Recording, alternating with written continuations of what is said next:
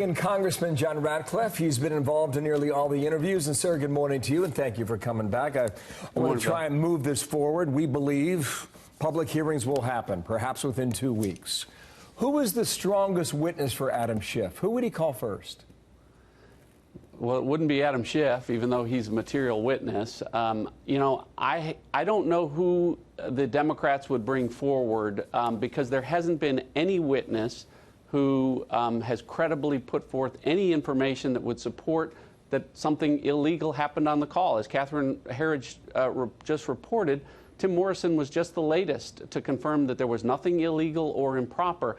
Witness after witness that the Democrats have brought in have expressed concerns about the policy of Donald Trump, but can't articulate any high crime or impeachable offense. So I'm eager for public hearings. I'm eager for the public viewing of what's been happening behind closed doors. And again, Adam Schiff ought to be the first witness to testify as a material fact witness. I was going to ask you who would you call first. I think you just answered that question. What I'm trying to drive at here, sir, is who makes their case the best? You've heard all the evidence so far. Who is it? Well, again, think about it this way, Bill. Yesterday, Democrats passed a resolution to give Chairman Schiff the most authority in the impeachment process moving forward. Adam Schiff is someone who has tried to impeach the president not once, not twice, but now 3 times. The first time he accused the president of treason and said he had evidence to support collusion with Russia. That wasn't true. Then he said we should impeach the president because he obstructed justice and promised Bob Mueller would breathe life into that.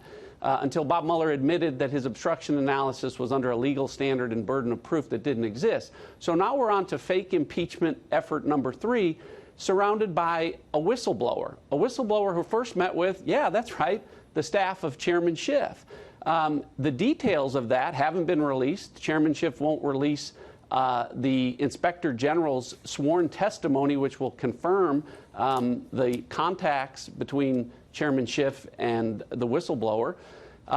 It's like this, Bill. If we had a trial, the person who planted fake evidence shouldn't be the one ruling on the admissibility of fake evidence. So you're making the case here there was nothing illegal. It was just a question of policy disputes. And if that's the case, then the American people will decide whether or not they think something was untoward. Does it appear, however, that the ship has sailed, that Democrats in the House will impeach this president?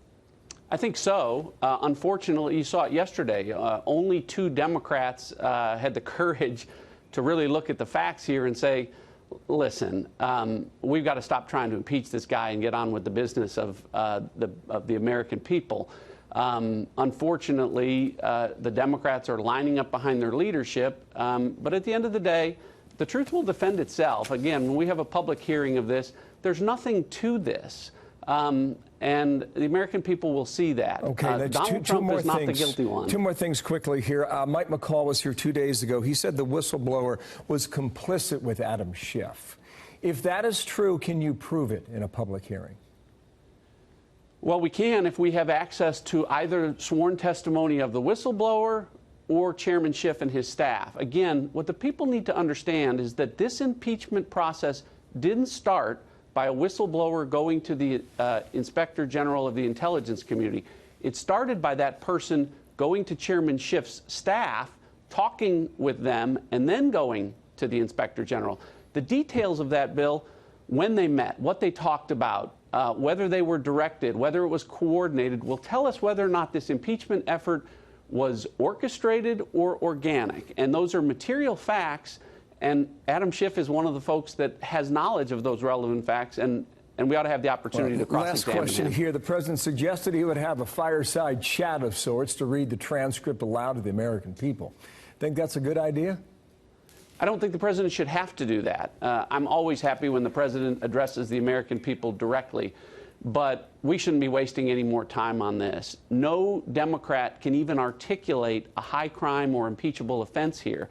They've defaulted to some sort of abuse of power where they can't establish a quid pro quo involving the withholding of military aid or security assistance. They just keep articulating that they think the president did something wrong. We shouldn't be wasting our time on this, and the American people shouldn't have to watch this spectacle. John Ratcliffe, thank you for your time, sir. The Republican from Texas, thanks for coming in.